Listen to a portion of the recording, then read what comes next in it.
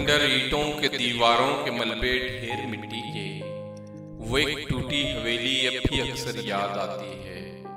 महकते आंचलों के दरमियां जुल्फों के झुरमट में वो एक चंचल छबेली अब भी अक्सर याद आती है। मोहब्बत कैसी होती है, जवानी कैसे आती है, वो अनबूझी पहली अब भी अक्सर याद आती है। खंडर की गोद में पहले पहल जब चांद उतरा था, सितारे दिल में कांपे थे, लहू में आग भड़की थी। मुझे पहले पहल धोखा दिया था आरज़ुओं ने, मेरी छाती किसी के गम से पहली बार धड़की थी। मुझे अब याद भी आता नहीं वो कौन थी, क्या थी। वो एक मासूम देवी थी, वो एक नादान लड़की थी। महकते आंचलों के दरमियां जुल्फों के झुरमट में मैं अब रिश्ते हुए जख्मों के टाके भरने लगता हूँ।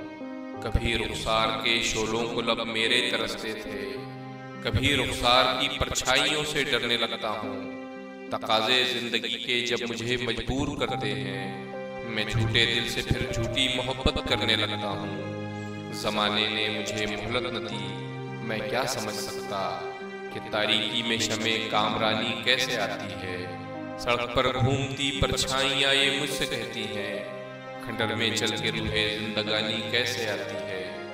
मेरे दिल पर मगर ये राज खुलने ही नहीं पाता, मोहब्बत कैसी होती है, जवानी कैसे आती है।